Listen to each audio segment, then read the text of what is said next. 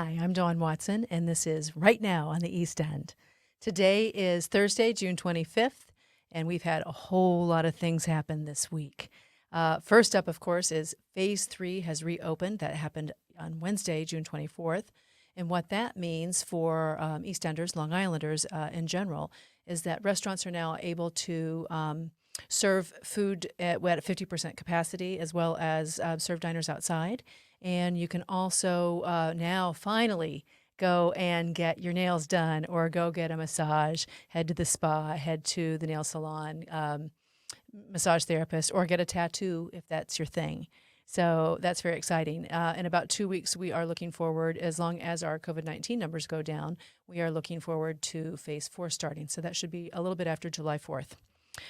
This week also marks a milestone time for East End seniors who have either already graduated or are going to be graduating very, very soon. I know that East Hampton high schoolers are graduating on Friday, the 26th, and their ceremony is at 4 p.m. And luckily for everyone here, LTV is actually going to be there. They're going to be live streaming and broadcasting on the channel and on YouTube. So that's very exciting. Something, as you can see here, this is so fun.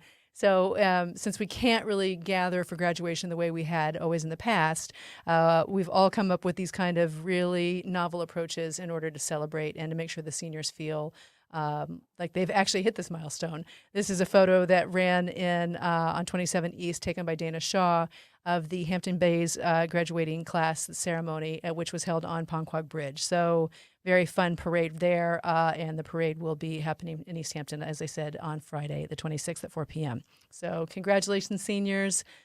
You got nothing to do but get out there and change the world and make it a better place. So I'm with you. Another big milestone event that happened this past week is the Democratic primary election happened. So on Tuesday, everyone went out and voted.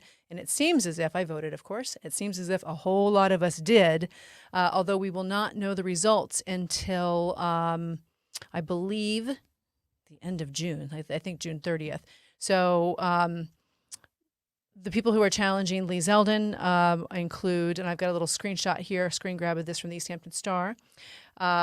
We have Perry Gershon, who is so far with a very small amount of the votes counted, is in the lead. But we have about 75,000 votes, I guess, still to count from the mail-in ballots and from the people who voted live in person and from everyone else who's gone in. So here Perry is with his son Marshall, giving the thumbs up that he voted. We also have those who have challenged Zeldin for New York's first congressional district, our very own Bridget Fleming from Noyak. We know, obviously, Perry is an East Hampton resident, and Nancy Goroff, who is a professor at Stony Brook University. So stay tuned on that, because we'll find out what the result is of this primary election. And, of course, we'll go into the big election for the national election in November. We do have a different kind of cleanup, perhaps, not political, of course, that is happening this Saturday, and that is Saturday, June 27th, and that is the East Hampton Town Recycling Center Stop Day. So this is the one day of the year that East Hampton Town residents can go and throw out all the junk that they don't want with no repercussions. Head to the transfer station and drop off bleach, bug cleaner, rodent killer, disinfectants, kerosene, paint, varnish, weed killer, all that kind of stuff. Just make sure to put it in a bag, wrap it up, make sure it's safe, wear gloves, and you can go to the transfer station anytime from 9 a.m. to 2 p.m. in East Hampton. Note that Montauk usually has their stop day around the same time, but this year it has been pushed back to November 7th. So we'll hopefully be able to remind you at that point prior to that as well. Now, something that cannot be contained normally are fireworks. And although, sadly, we will not be having fireworks across most of the East End this year because of the pandemic, we will still have fireworks in Southampton Town. Actually, Southampton Town, we can say. Southampton Fresh Air Home is doing their annual Grucci fireworks this Friday night, July 3rd. Goodness, no, that is next Friday night, July 3rd at 9:15 p.m. And you can go, I have a graphic for that too. It's just a firework. I love fireworks. But you can go to that and you can watch from either side of the bay. The fireworks will be shot out of a barge, so you can see. Park anywhere you need to, but do not park on Dune Road or on Meadow Lane in Southampton because those places are going to be off limits after 6 p.m. So I'm excited. I love the fireworks. They're very fun. Another type of luminary that that we can see on the small screen. It was not a great transition, but we're just winging it here. Anyway, another kind of luminary that we can see is the Daytime Emmy Awards. So as we all know, we have a million stars here, not quite fireworks, but stars. And many of them are nominated for Daytime Emmy Awards oh my goodness, I've got something totally different up. Are we okay? I just keep going on. Okay. So we have many people nominated for Daytime Emmy Awards this year, the 47th Annual Daytime Emmy Awards, one of which is our very own East Hampton's own Ina Garten. And she is nominated for her show on the Food Network, Barefoot Contessa Cook Like a Pro. And Rachel Ray of Southampton Town is also nominated for her show for Outstanding Informative Talk Show. And The View, which is home to LTV's very own, very frequent visitor, Joy Behar, is nominated for Outstanding Informative Talk Show.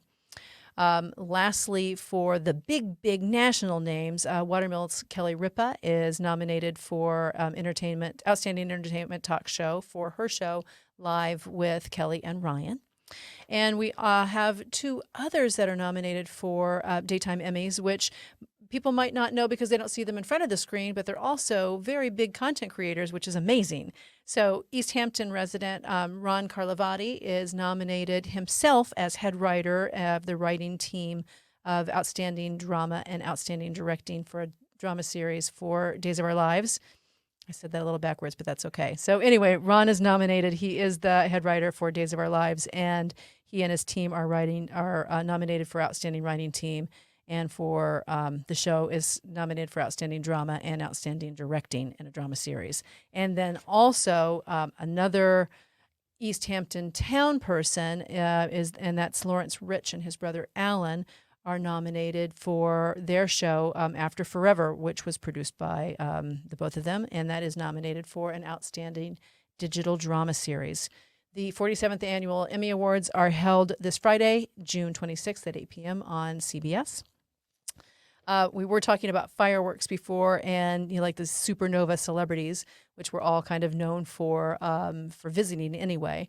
And one of those celebrities who is coming to us is Rihanna, and she is renting a house actually. And I have a little picture of the house that we can show. She is renting the house that was on. It was the place that Khloe and Kourtney Kardashian lived in, and I guess sometimes Kim Kardashian lived there as well.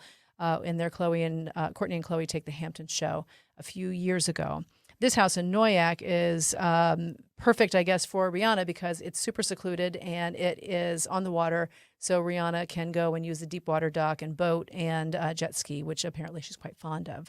So look for her to be here. She's spending, I guess, $415,000 to be here for 1 month from mid-July to mid-August.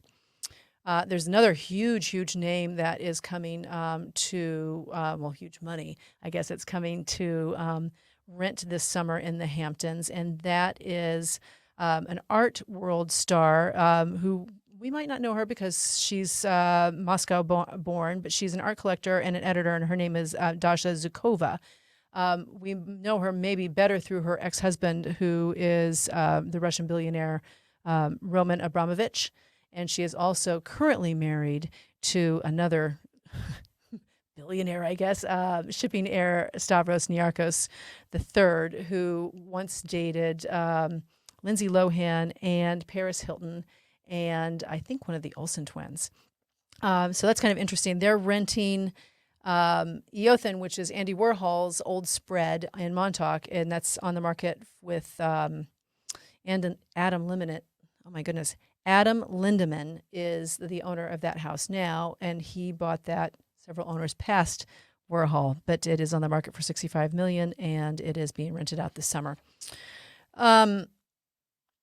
One fun thing that's happening, which maybe it's another part of us being nimble, I guess, because of the pandemic, which there's so many terrible things that have happened from it, but there are also some kind of interesting things and fun things that have happened, including drive-ins, which I love. And I'm really, really glad to see kind of this resurgence of drive-ins and RVs and all these kinds of fun things. But we also have more people getting out and experiencing nature, and more people kind of trying to really be drawn to our outdoor natural beauty and to our main streets. So one thing that's happening this weekend, I have a little picture of a street in Southampton. Southampton Village Mayor Jesse Warren is closing down the street to auto traffic and opening it up just to foot traffic, so that way people can come and shop in the Southampton Village and dine and stuff without having any sort of cars coming by to ruin their time. That's happening on Saturday, June 27th from 5:30 to 11:30 p.m. And if this pilot program goes well, then this might be something that we just see throughout the summer. So Friday and Saturday, you can go and stroll down Main Street in Southampton or Job's Lane and dine al fresco without any car exhaust or crowding. I think that's kind of fun. I hope that I'm able to go and do that myself, because I really, really love a good al fresco dine. I actually did that this past week. I went to the public house and was the first person there, which was lovely. And then, filled up. But it's nice to get out and dine again and spend our money in support of our local community. Something else that is happening for our local community is the Writers and Artists game, the Artists and Writers game. And that is actually going to happen this year. It's one of the very few things that are benefit-driven or arts and entertainment-driven that are happening. And this is going to happen on August 15th at Herrick Park. Now, I've got a little image for that as well. It's the 72nd anniversary game, and it's going to be Saturday, August 15th, as I mentioned, at 3 p.m. What's going to be different this year is that there are going to be no bleachers, and there's not going to be, there are no concessions. So you can still come and show up and kind of camp out around and see stars like Alec Baldwin, who we have here, who's always there, come and play. Please do come out and support the event if you can. Social distance, of course, mask up, of course. Proceeds from this annual benefit will go to the retreat and to the East End Hospice and to the Eleanor Whitmore Early Childhood Center and to Phoenix House. So all great organizations. And on a final note for this week, and then we'll have more next week, but because of what's happened this year from March to now and beyond, many of the events, as we know, have been canceled, or have taken some other new route. So if you have the time or the money or something to donate or some goodwill and kindness that you can help, make sure to still reach out to those organizations or for those people who are in need of desperate help, and would love to, I'm sure would appreciate us reaching out and doing our best for our community here. So until next week, thank you so much for coming this week. And we are right now on the East End. This is Dawn Watson, and I say adieu.